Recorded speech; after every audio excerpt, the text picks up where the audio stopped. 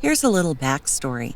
I found it when we were packing up my mom's place in Shipshewana, buried under piles of now vintage albums, yellowed school photos, and a mess of artificial flowers. The box smelled like musty basement. I wasn't looking for anything in particular, just sorting, deciding, letting go. Then I peeled back a stack of newspaper clippings, and there it was, the Sunbeam Flip Clock in bright, stubborn orange. As a kid, my world was a two-color kingdom. Purple and pink ruled everything from the quilt my Grandma Yoder made me to my Schwinn bicycle. That clock was the only thing that refused to blend in. It was small, square-shouldered, and frankly a little bossy, insisting on its own slice of sunrise right there on my nightstand. I don't remember exactly how it came to live with me. Maybe a hand-me-down, maybe a garage sale rescue, maybe the flea market. It was just there, like the room's truest voice. What I loved most wasn't the numbers, though I learned to read them like weather, and it wasn't even the color, though that orange felt like the permission to be odd and honest. It was the sound. That soft, papery flip at the top of each minute. Not a scold like an alarm, not a tick that gnawed at you. A hush of a hinge, a tiny page turning. Each flip said the same thing. It's all temporary. Keep going. When homework stacked high, or a friend went silent, or my face in the bathroom mirror had a fresh spread of pimples, the clock kept time without judgment. It didn't hurry me. It didn't stall me. It made a ceremony of passing through. At night, I listened for the minute to fall forward, a shy applause in the dark, and let that quiet rhythm carry me into sleep. I couldn't believe my eyes when I saw it in the old box, but when I slid the plug into the outlet and nothing happened, I was crestfallen. So I went online to see if perhaps I could find a way to fix it, and I found you. So I wrapped it gently and sent it on its way to you. Not because I need to know the time, I now wear an iWatch, but because I want to remember how to move through it, minute by minute, page by page, bright where you can be, brave where you must be. Given the David and Goliath feel of the world today and the work I do, the clock is that reminder. And always listening for that soft affirmation at the edge of the next moment. It's all temporary. Keep going. Thank you for your kindness and willingness to give my flip clock a second chance. We all need them, again and again.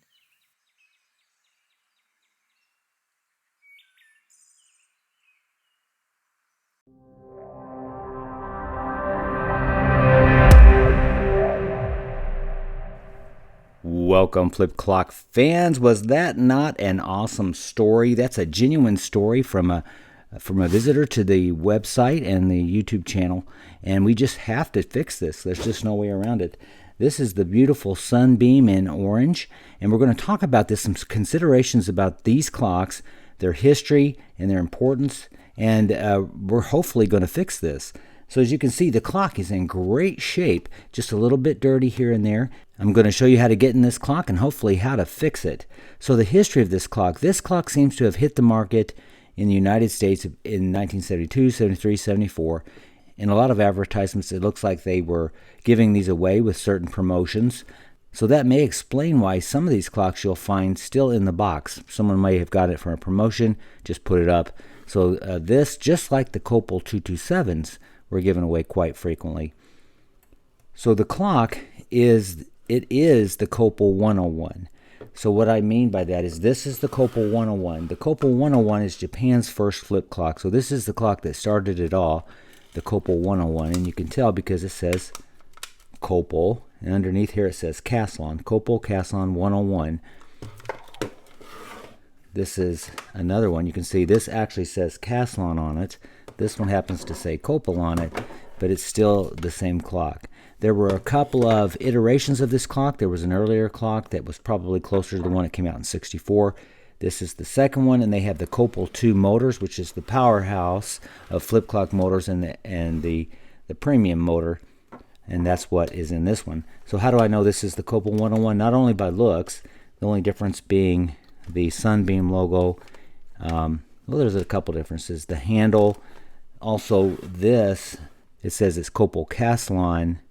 Caslon is the font, so it is a different font. It's a bolder font. A lot of the Copal 101s will have white digits. This has the black digits, and we'll have the neon glow bulb in there as well. So if you look here, you can see the branding, Sunbeam Corporation. Often when you find these, this has already been ripped off. Thankfully, this is starting to come off on its own, and then you can see underneath there it says Copal. And if you go further, it does say Caslon, Copal Caslon 101. I'm going to try to preserve this and not get this off of here. So I'm going to show you how to get this clock apart, which is very, very important. If you read here, it says, do not remove screws. The guarantee is void if the case is opened. Now you see that? I think they put that there for a reason, and you'll see why. A lot of people are going to try to open this case by putting something there and turning it. So as soon as they saw that, they'd know that you got into it.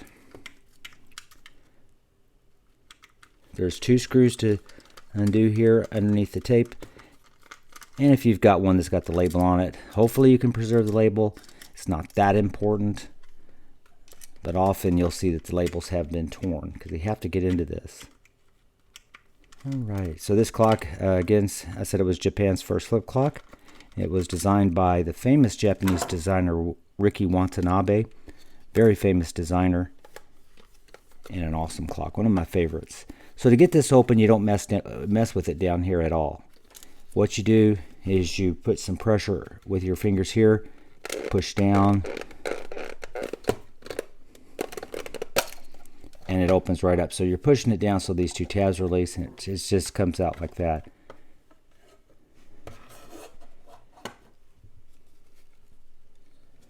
Alright, so what we see is clean. It's clean in here. It looks great. You've got the neon glow bulb that is blackened, and that's blackened from use. So it's dimmed. Still functioning. It's dimmed. No motor movement. So what you want to see, the problems with a clock that's not working is either in the gearbox, in the gears here, or in the motor itself. So that is stiff. And that's a good sign. Because it's stiff, that's most likely why this clock is not running. And when they're put up, the oil will sometimes stiffen. So we've got to get some oil in there, and then we'll know if this is going to be an easy fix. We hope. The good thing is you don't have to take this off. As you know, with a lot of clocks, you'll have to take that off. You'll have to take the knob off. Oh, it's dirty.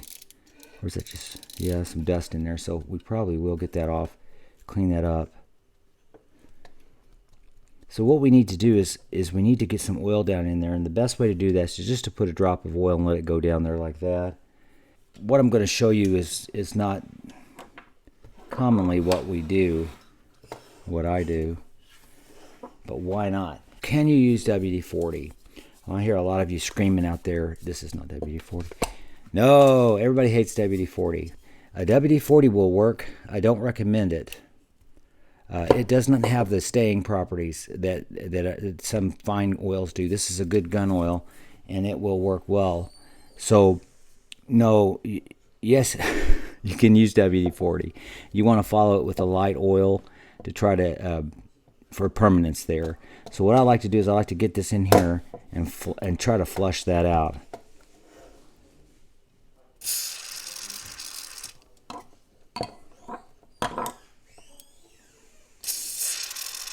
So what I'm trying to do is to get oil down into where the axle is that goes into the gearbox. It's just a simple axle. Sometimes I'll pulse it. Wow, it is stiff. what you'll have to do is once you do get it broke loose, you have to let it run and repeat applications of oil. I'll probably stop using that stuff once it starts running, and then just use drops of oil.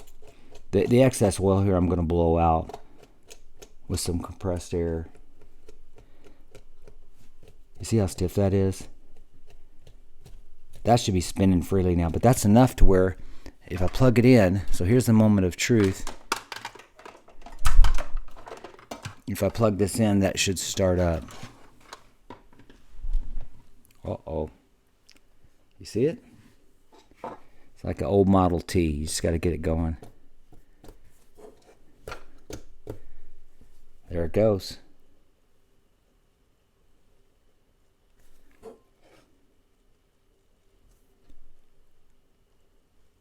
So what happens next is we got to let it run. Get more oil in there. Make sure it flips, and then go from there. So this here, we've got to get this out. This is the back plate. This is back plate. We've got to get this out. This is I call it the bezel.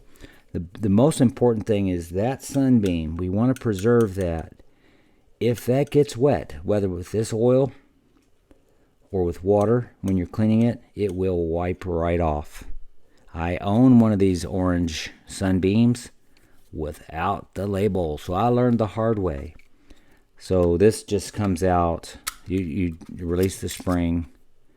I just have this is just a bird off pointer, whatever you call these.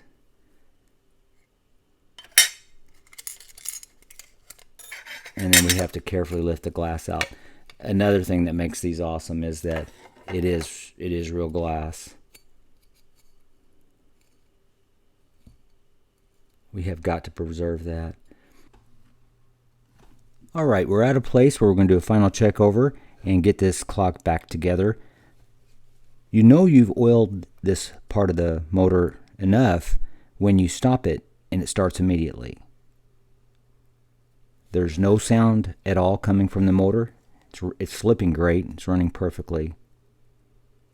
Now the neon glow bulb, if you guys have watched any of my videos, you know something about me and my clocks.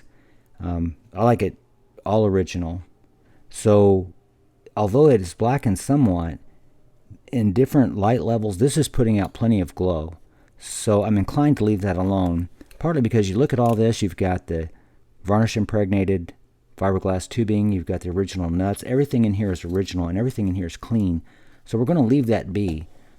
Now we've cleaned the front piece, the glass, and that's fraught with danger. I'm always a little nervous when I work with these because you can't replace them really.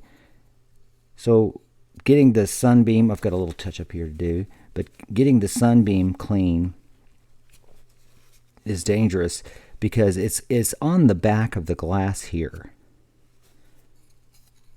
And it's like a water sticker, so it just goes on there, and any amount of oil or any kind of cleaner is going to wipe that right off. So you have to clean right up to it and then gently wipe with a dry cloth gently, and you'll get that clean. So everything's looking fantastic. We're going to get it back together and see what we end up with. Well, there it is, the Sunbeam Copal 101 back in shape. It's a beautiful little clock, and it's ready to run another couple decades. Nice to have a story with a happy ending. Well, thanks for taking the time.